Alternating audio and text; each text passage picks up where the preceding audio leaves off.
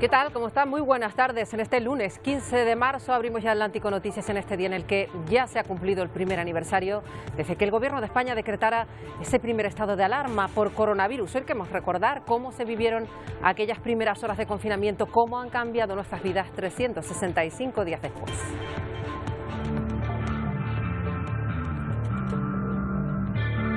España se enfrenta a una emergencia de salud pública que requiere decisiones extraordinarias. Y ahora la población, pues seguimos inmersos en otro estado de alarma. Ese sí permite a las autonomías decretar toques de queda y no va a terminar como mínimo hasta mayo. La pandemia, que ha cambiado tantas cosas, desde cómo tienen que sobrevivir los sectores económicos hasta la forma en la que las personas tenemos que relacionarnos desde entonces. Comenzaba el confinamiento. Hoy, el día 14, fue cuando el presidente del Gobierno comunicaba en qué iba a consistir toda esta circunstancia. Hoy haremos repaso de cómo fue todo. Miguel Vega. El 14 de marzo se cumple un año del estado de alarma que confinó por primera vez a 47 millones de personas para frenar la expansión de un virus poco conocido. Un confinamiento que duró casi 3 meses y acabó con una desescalada desigual según las comunidades autónomas. Un año después, los contagios y las muertes se siguen produciendo y el Gobierno mantiene duras medidas de control para evitar que la situación se vuelva a repetir y volvamos a un confinamiento como el de marzo. Eso es lo que hay que evitar mientras el mundo se prepara para una posible cuarta ola en algunos países. En el punto del planeta que más preocupa a día de hoy, en Brasil, todavía muchos siguen negando la pandemia. Ayer, centenares de seguidores del presidente Bolsonaro salían a la calle y los ven para protestar contra las restricciones que algunos gobernadores logran imponer pese a la política del presidente. Y la policía antidisturbios de Países Bajos utilizó el domingo cañones de agua, porras para dispersar a esa multitud, varios miles de personas, contrarios también a las restricciones que se imponen en ese país por la COVID. Esto es el centro de La Haya y esto coincide además con las elecciones nacionales. Y en Italia, cierre de las escuelas en varias regiones del país desde hoy como consecuencia del endurecimiento de la restricción para controlar los contagios. Afectará a 7 millones de alumnos. El Gobierno aprobó ese decreto que endurece medidas desde hoy hasta el próximo 6 de abril. Aquí en España, la noticia política del día está en Madrid. Esta mañana, Pablo Iglesias, era vicepresidente del Gobierno, pues protagoniza la sorpresa del día, anuncia que deja el cargo para presentarse a los comicios de Madrid y disputar la presidencia de la Comunidad. Jonathan Denis. Sí, dice que lo hace después de meditarlo mucho, pero que quiere evitar a toda costa que en la Comunidad de Madrid haya un gobierno de ultraderecha con Isabel Díaz Ayuso y Vox. Propone además que la ministra de Trabajo, Yolanda Díaz, sea la nueva vicepresidenta segunda del gobierno y que Yone Belarra asuma el Ministerio de Derechos Sociales. Veremos, porque esto es una decisión que corresponde al presidente del gobierno, a Pedro Sánchez, que se ha enterado poco antes de esta noticia y que hoy además no se encuentra en España. Bueno, enseguida volvemos con Jonathan Denis con esa última hora política y además miraremos al Reino Unido, donde cientos de mujeres se concentraban en la capital el fin de semana, protestaban contra la violencia machista. Ha muerto una mujer, Sarah Everard, por violencia machista. Ha sido imputado un agente de las fuerzas de orden público y la actuación de la policía ha desatado una ola de indignación. Sí, Marta, de hecho el gobierno británico ha abierto una investigación sobre esa actuación policial. 4 mujeres fueron detenidas, según los policías, en un intento por frenar los contagios por COVID-19, pero para las activistas lo que fue esto fue una represión policial en medio de un homenaje por un posible asesinato machista. Concentración en Nueva York, en Times Square, mucha gente recordando a Breonna Taylor. Se cumplió un año de la muerte a manos de la policía. Han exigido en estas concentraciones estas personas reformas policiales y judiciales. Y hoy además se cumplen 10 años del conflicto de Siria. Durante toda esta década el mundo ha mirado cómo Siria caía en esa espiral de destrucción, de derramamiento de sangre. Los sirios han sido sometidos a violaciones de derechos humanos a escala masiva. Las partes implicadas en el conflicto han violado la ley humanitaria. Esto lo dice el secretario de la ONU, Antonio Guterres. Y además veremos cómo la fuerte lluvia en Colombia, en la región de Huila, han provocado unas inundaciones como las que ven crecidas del río. Parte de la calzada de la zona se dio y dejó incomunicada varias localidades. Luego lo vamos a ver. Y también algo más agradable, un destino que seguro les gustaría visitar cuando se pueda volver a viajar libremente. Son islas que están en Corea del Sur y se las llama Islas Púrpura. Así de llamativas se ven a vista de dron. Luego les mostramos.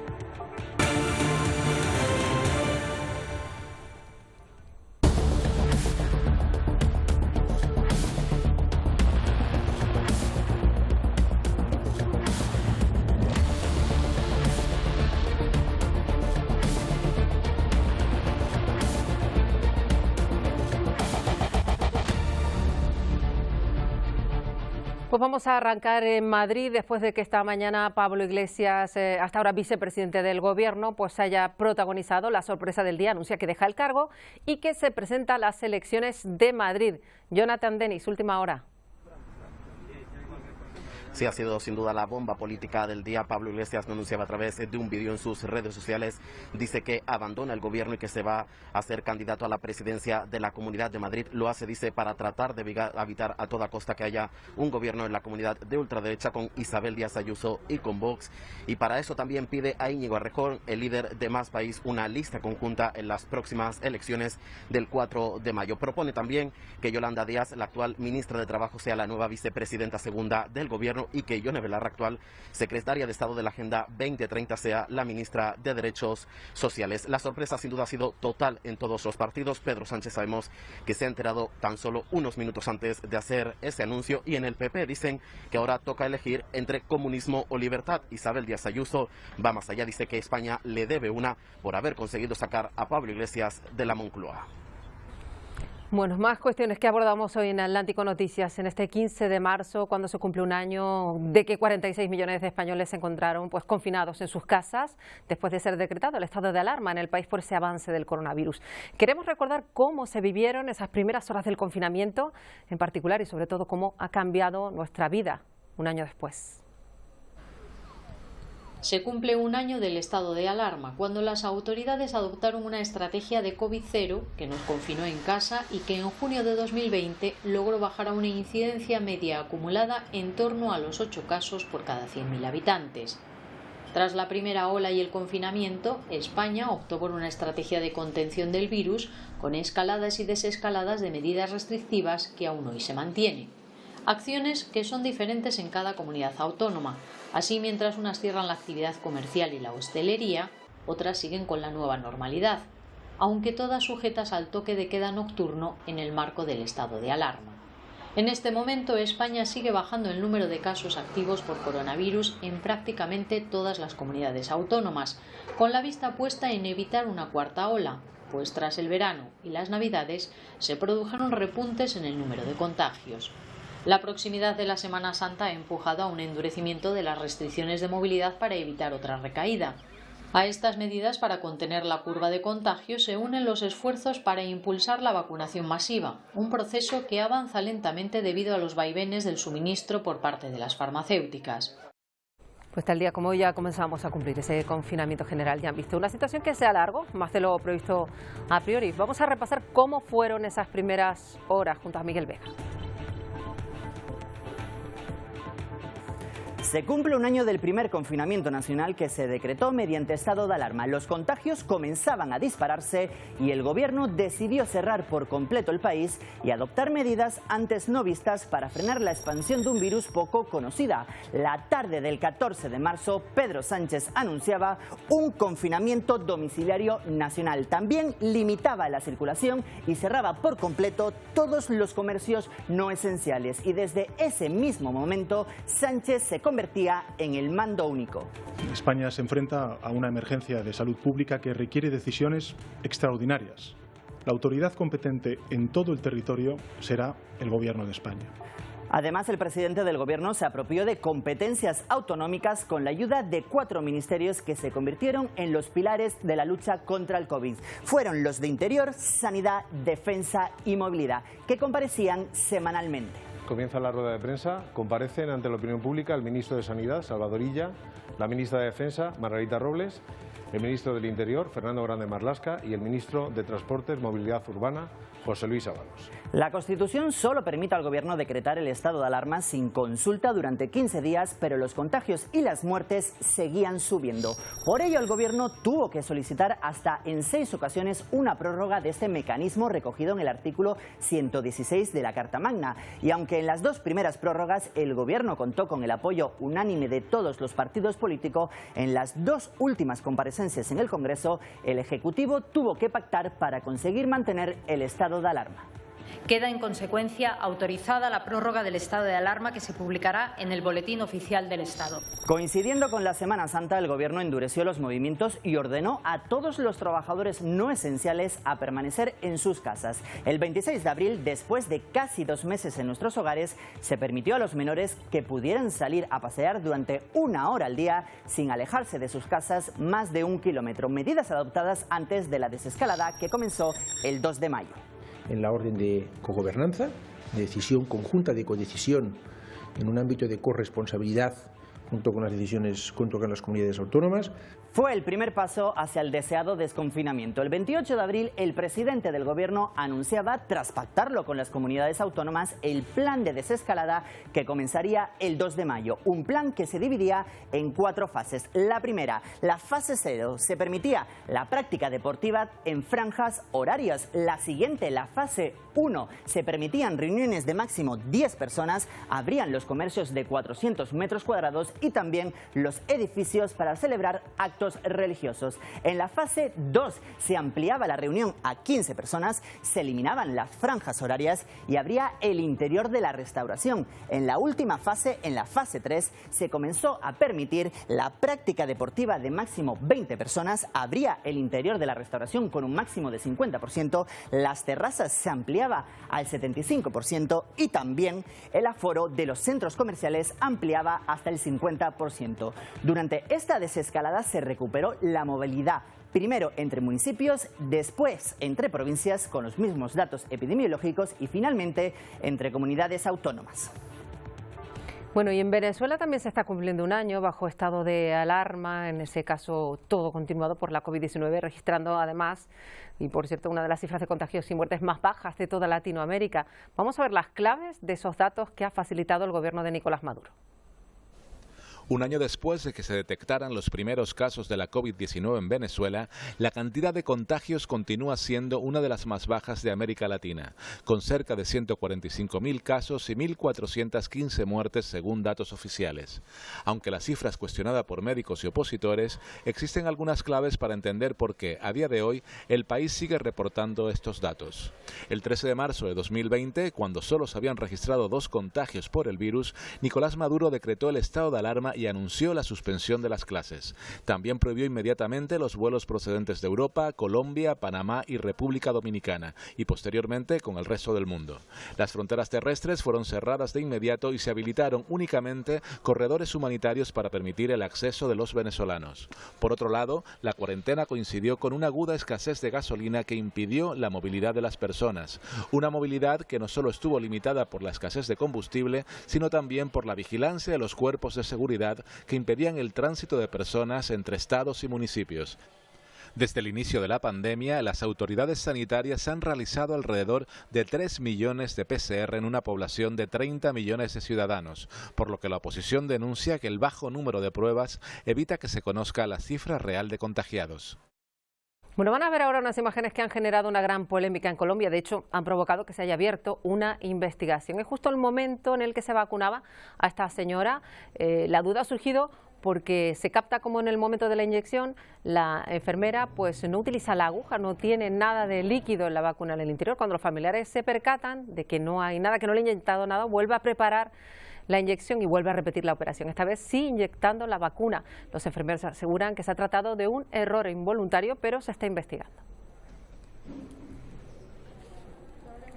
Sigue preocupando la evolución de la pandemia sanitaria en Brasil. Los casos no dejan de subir y, lo que es peor, las muertes por coronavirus. A pesar de las restricciones en ciudades como Sao Paulo, la presión en las unidades de cuidados intensivos va a llevar al país a un colapso sanitario, con más de 11.363.000 contagios acumulados ya y con cifras de fallecidos que están rondando los 2.000 casi a diario. Brasil es el segundo país con mayor número de muertos por esta causa tras Estados Unidos.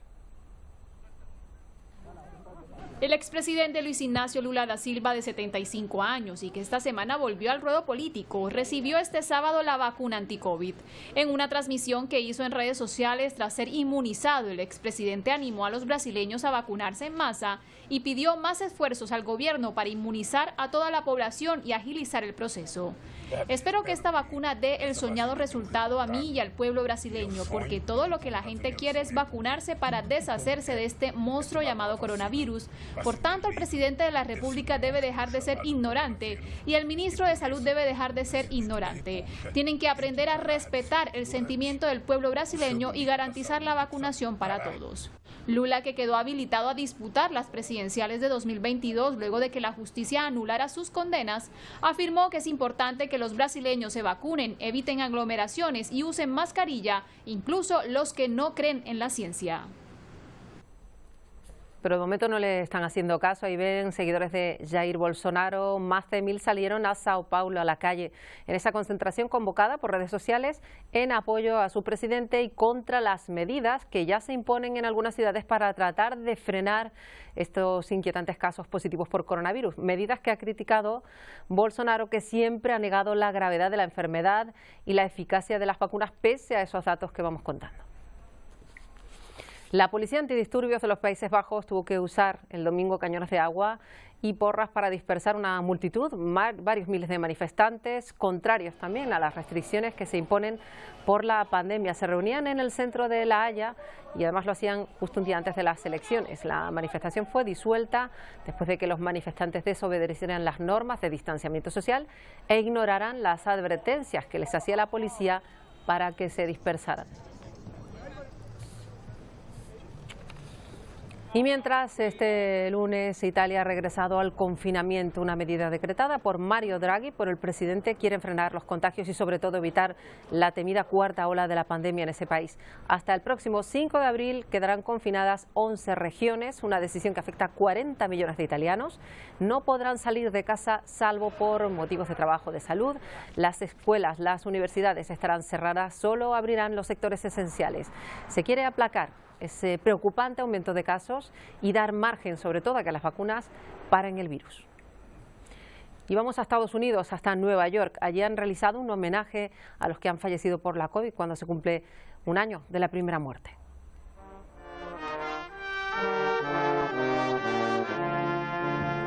Con música han querido recordar a las 30.000 personas que han muerto durante el año pasado por la pandemia. Además, los rostros de algunas de las víctimas se proyectaban sobre el puente de Brooklyn durante este memorial. Hay que recordar que Nueva York fue el epicentro de la pandemia en Estados Unidos durante sus primeros días. Vamos a ver lo que hizo un violonchelista de fama mundial, Yo-Yo Ma, que transformó un área de espera de la vacuna de la COVID para los recién vacunados en un mini concierto improvisado después de que él recibiera su segunda dosis de la vacuna. Esto fue el pasado sábado. Van a ver cómo Yo-Yo Ma interpretaba piezas de Ave María, también piezas de Bach dentro de este centro de recreo en Massachusetts, también en Estados Unidos. Fueron 15 minutos para los que tuvieron suerte de estar esperando mientras este artista de categoría mundial ofrecía este concierto.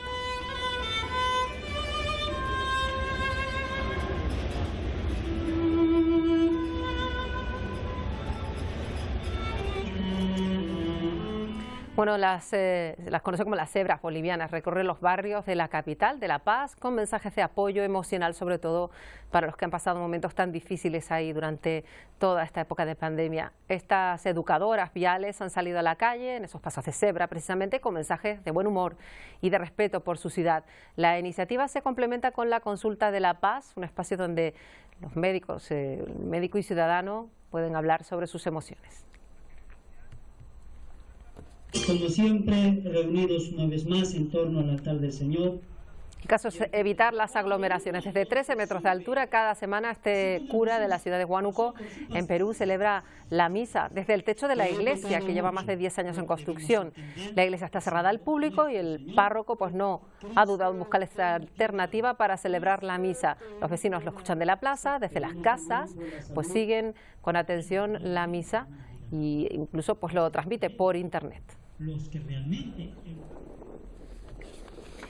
Van a ver ahora a Sonia Eviole, vive en Barcelona y ha estado todo un día bailando sin descanso. Lo ha hecho por una buena causa, un reto al que se ha enfrentado con el objetivo de recaudar fondos a favor de las escuelas de danza más afectadas por el coronavirus. Precisamente, así en Guinea Ecuatorial, dice que la danza se lo ha dado todo. Ahora el dinero que recauda por esta iniciativa lo va a repartir entre las 45 escuelas que se han sumado al evento.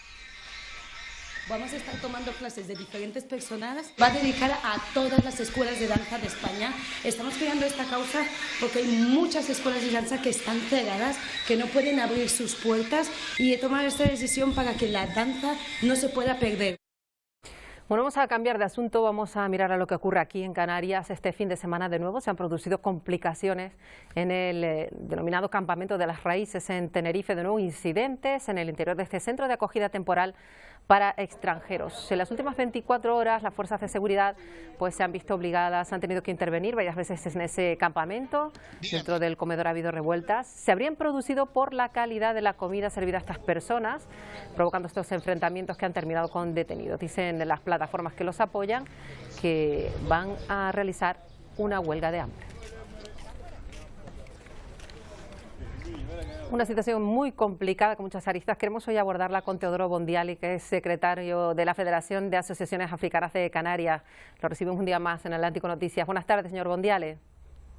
Hola, muy buenas tardes. Queremos hablar de esa situación de estas personas que están retenidas después de meses en Canarias, en estos centros que ha establecido el gobierno. Esas semanas después, ¿qué opina de cómo se ha acabado todo? ¿Cuál es la política que se lleva a cabo ahora con estas personas? Bueno, yo no hablaría de acabado todo, yo hablaría de cómo ha empezado todo, porque ahora empieza el problema. El problema empieza que no sabemos qué hacer de una forma coherente con esas personas.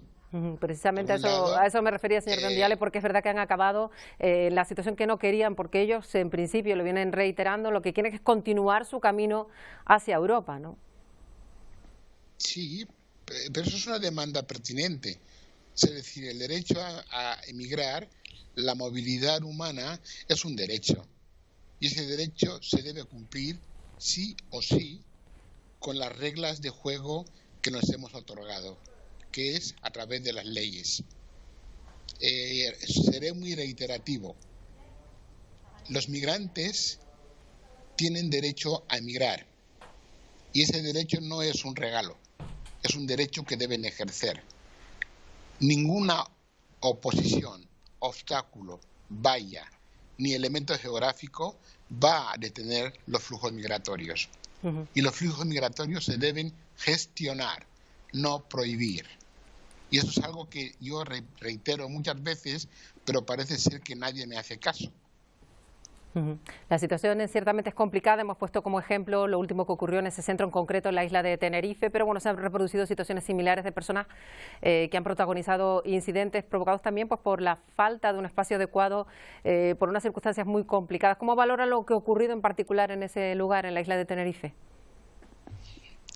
Volvemos a lo mismo. En la etapa donde ha habido pandemia y dificultades de movimiento, lo que hemos hecho es recoger a las personas migrantes. Ahora nos toca iniciar la acogida. Y la acogida implica reconocer quién es quién, a quién acoges, qué quieres, qué quieren ellos y cómo lo podemos hacer entre todos. Mientras tengamos la postura política de solo recoger, nos van a reventar entre las manos las personas migrantes. Y eso es un riesgo, porque la población que acoge debe estar educada, entrenada y promovida en la acogida, no solamente la recogida. Claro, y luego está otra cuestión, porque otra de las soluciones que se están aportando tiene que ver con la deportación, por así llamarlo. Hubo un vuelo que estaba previsto para la semana pasada que al final no salió hacia Senegal. Esta tampoco, a su juicio, es la solución para el problema. La deportación es la evidencia del fracaso de la posición de recogida. Es decir, deportar a una persona que viene huyendo, que viene muriendo en el Atlántico y deportarle otra vez en Nuakchot o en Dakar o en el Sáhara o en Rabat, etcétera, etcétera, es la evidencia del fracaso de nuestra forma de recoger. La acogida implica enterarse uno de dónde vienen, de qué país vienen. No son subsaharianos, son malienses, togoleses, mauritanos, saharauis, marroquíes, etcétera, etcétera. Mientras les sigamos llamando subsaharianos o magrebíes, no estamos acogiéndolos. Y eso es un fracaso. La otra cuestión, y me preocupa mucho, es que la población canaria no puede vivir esa situación de angustia y de inseguridad, en el sentido de que hay una población aquí que no sabemos qué hacer con ellos. No les podemos dejar seguir su ruta migratoria, sencillamente porque en el norte de Europa nos han dicho que no pueden seguir su ruta migratoria. Creo que es una mala política y creo que no se puede resolver esto con las políticas europeas. Las políticas europeas son políticas colonialistas. Hay que hablar de igual a igual con los países africanos y permitir una planificación de esos flujos migratorios. Bueno, pues esperemos que esto ocurra, que estas circunstancias que están atravesando esos centros de acogida temporal a priori en Canarias vaya solucionándose. Como siempre, agradecemos muchísimo a Teodoro Bondiale que haya estado con nosotros. Buenas tardes. Muy buenas tardes a todos y gracias. Bueno, vamos a contarles ahora lo que ha ocurrido en Reino Unido. Ha habido protestas por un terrible crimen machista y han acabado además en un episodio de violencia policial contra las personas que se manifestaban para rechazar este hecho que, por cierto, hiciera conmocionado a la sociedad británica.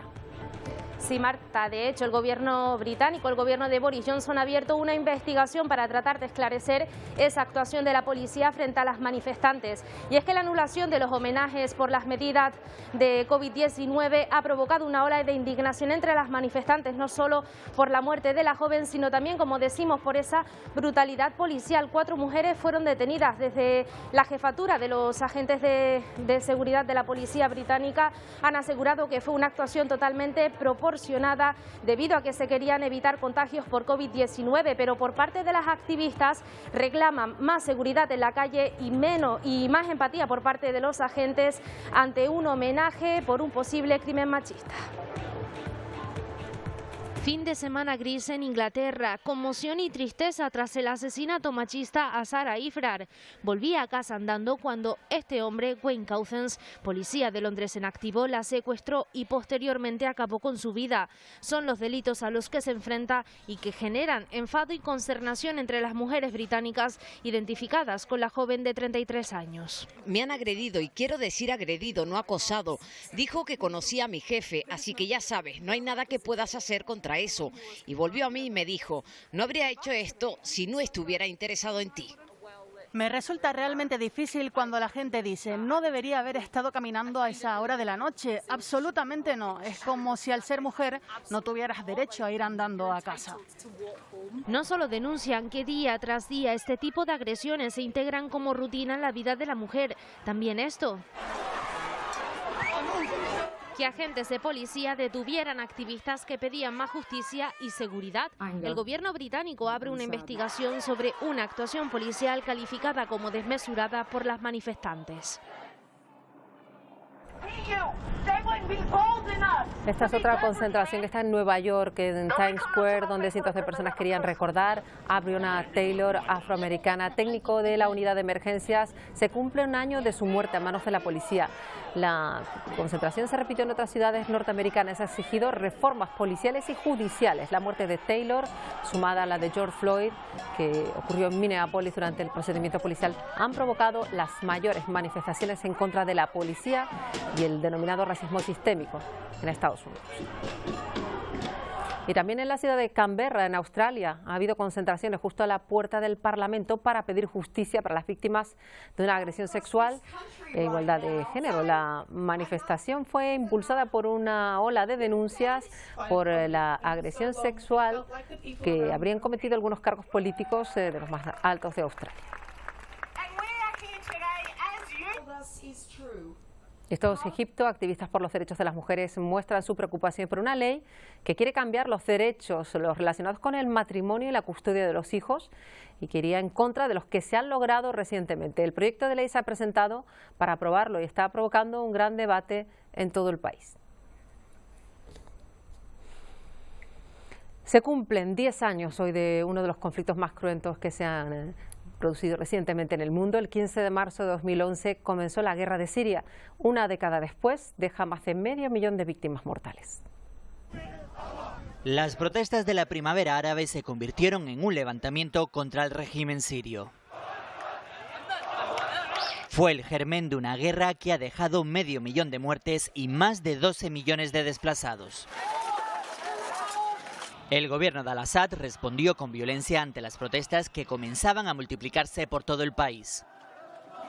Durante los primeros años existían dos bandos, los progobierno y los rebeldes, pero este conflicto ha evolucionado y ahora varios grupos terroristas se han sumado encrudeciendo los ataques. Además de estos grupos, en Siria 3 etnias se disputan el control de ciudades como Alepo o Damasco, los chiitas, kurdos y sunitas. En 2014, Estados Unidos, junto a 6 grandes potencias europeas, apoyaron a varios grupos rebeldes. Por su parte, Irán y Rusia se posicionaron al lado de Al-Assad.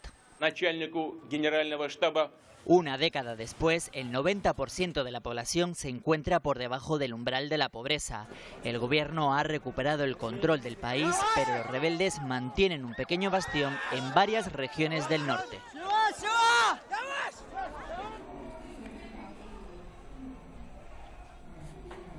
De nuevo nos llegan terribles imágenes desde Myanmar. Estas corresponden a una protesta el fin de semana en Yangon. Los disparos entre la policía y los manifestantes dejaron a una persona malherida bajo varias planchas de metal. Acaban de verlo según los testigos. Los agentes impedían a los compañeros del herido incluso auxiliarlo. Fueron ellos mismos los que arrastraron a esta persona durante varios metros hasta el coche patrulla. Esta persona murió más tarde, un estudiante de solo 17 años. Bueno, y en Estados Unidos ha habido unas importantísimas nevadas que se están produciendo en los últimos días.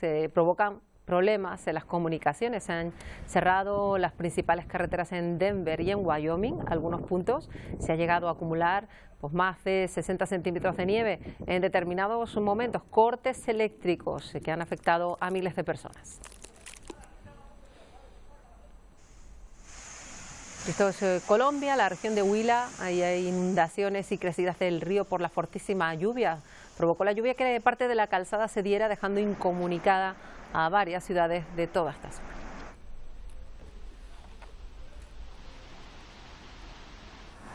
Y otro sorprendente fenómeno natural que llega desde China, en Beijing. Una tormenta de arena cubrió todo el cielo de color amarillo. Como ven, la visibilidad reducida a menos de 1000 metros, las condiciones para conducir absolutamente complicadas, enormes atascos en toda la ciudad. La nube de arena se está dirigiendo ahora al sur del país. Van a ver ahora una imagen curiosa que llega desde unas islas de Corea del Sur. Allí casi todo está pintado de color morado. Son conocidas como las Islas Púrpura. Las casas, los caminos, los puentes, las personas van vestidas también de color lavanda. Han querido así transformar el pueblo abandonado por los jóvenes y convertirlos en una atracción turística.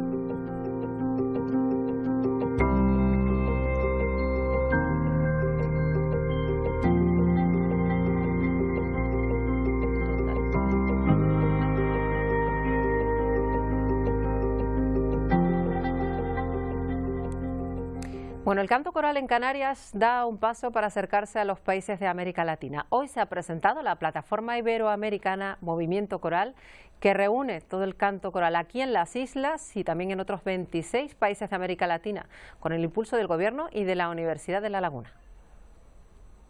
Canarias, por su ubicación geográfica, está entre los continentes que todos bien sabemos, entre África, Europa y América, y va a permitir que la cultura iberoamericana tenga una cuna, ¿vale? Esa cuna es su cultura y en este momento está bajo la bandera del canto coral.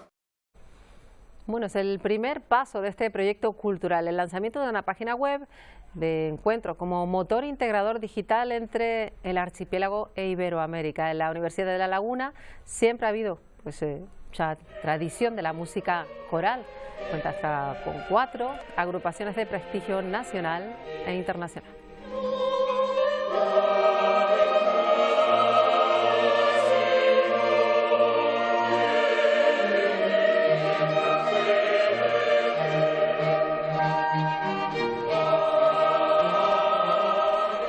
Otra clase de música, la que se premió ayer en los premios Grammy, la edición de 2021, se han entregado además en la pasada madrugada. Los premios los concede la industria musical estadounidense. The Grammy goes to Beyoncé. Pues ahí tienen a la máxima nominada de la noche y la que se ha convertido ya con los 2 Grammy, que ganó en la mujer con la mayor cantidad de premios Grammy ganados en la historia de estos galardones. Lady Gaga, Ariana Grande, mejor colaboración pop, Bad Bunny, mejor disco latino, y Billie Eilish, mejor canción escrita para audiovisual, han sido también algunos de los grandes ganadores de esta noche.